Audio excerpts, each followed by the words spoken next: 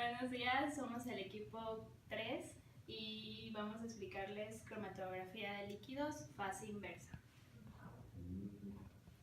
Bueno, una pequeña introducción es la cromatografía de líquidos de alta resolución.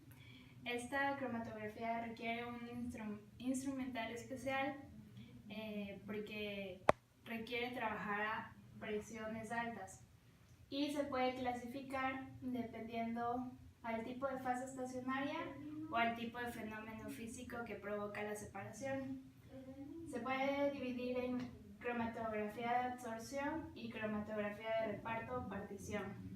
La cromatografía de absorción, la fase estacionaria es un sólido y casi exclusivamente se utiliza sílice o aluminio, mientras que la cromatografía de reparto o partición, la fase estacionaria son compuestos químicamente ligados a un soporte sólido o de sílice. Y se puede subdividir en cromatografía en fase normal y cromatografía en fase inversa. La cromatografía en fase reversa nos permite separar moléculas conforme a su polaridad. La fase estacionaria es de partículas de sílica que son químicamente modificadas y pueden ser por hidrocarburos saturados, insaturados o por compuestos aromáticos de diferentes tipos.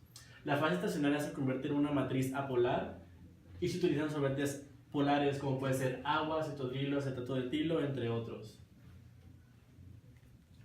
Como ya les mencioné, pues se divide en fase estacionaria y fase polar. La estacionaria va a tener un compuesto polar que son los hidrocarburos, los diferentes tipos de hidrocarburos, y en la fase estacionaria se utilizan disolventes polares como es agua, metalol, acetodrilo, entre otros. Y en la cromatografía de fase reversa lo que pasa primero es que se diluye el compuesto más polar para que al final quede el menos polar y tarde más tiempo la dilución de este. Bueno, yo les voy a presentar la fase estacionaria. Como ya lo mencionaba mi compañero Rocha, esta matriz va a ser porosa e insoluble, más o menos aproximadamente de 3.5 a 10 micras. A esta fase estacionaria se le agregan compuestos hidrofóbicos como hidrocarburos saturados, insaturados aromáticos. Esto lo va a convertir en una matriz más apolar, ya que el solvente va a ser polar, entonces necesita que el soluto sea polar para que se añada y no deje pasar esos compuestos. La mayoría de las veces esos compuestos hidrofóbicos son como de 18 carbonos a 8 carbonos. Bueno, les voy a explicar el mecanismo. Nosotros sabemos que el agua es un solvente polar, entonces obviamente va a necesitar un soluto polar. En la fase reversa necesita totalmente lo contrario. La fase estacionaria es apolar por los compuestos hidrofóbicos que se le añaden a la sílica rígida. Entonces lo que se necesita en esa fase reversa es que pase un soluto apolar, entonces se va a retener y los que van a pasar más fácilmente van a ser los compuestos polares.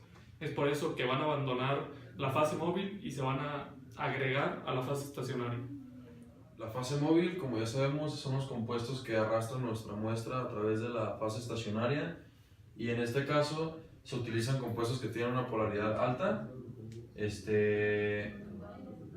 Se necesita también que estos compuestos tengan una alta pureza y baja viscosidad para que no se dañen los aparatos y no tengas errores al momento de obtener los resultados. Y se debe de desclasificar los compuestos igual para evitar errores, y los más comunes que se utilizan son agua, metanol o acetonitrilo, que son... Algunas características importantes de la cromatografía de fase reversa y fase normal son las siguientes. En la fase reversa, debido a que es fácil de usar, es la más utilizada en la actualidad. Además, ya que la fase estacionaria es hidrofóbica, permite utilizar una amplia gama de moléculas orgánicas, que es alrededor del 70 al 80%. Por último, permite un control preciso de variables tales como el tipo de la concentración, el pH, el tipo de disolvente orgánico. Por otro lado, en la fase normal, puede utilizarse para compuestos que son o muy hidrofóbicos o muy hidrofílicos. Y por último, se usa principalmente para moléculas isoméricas.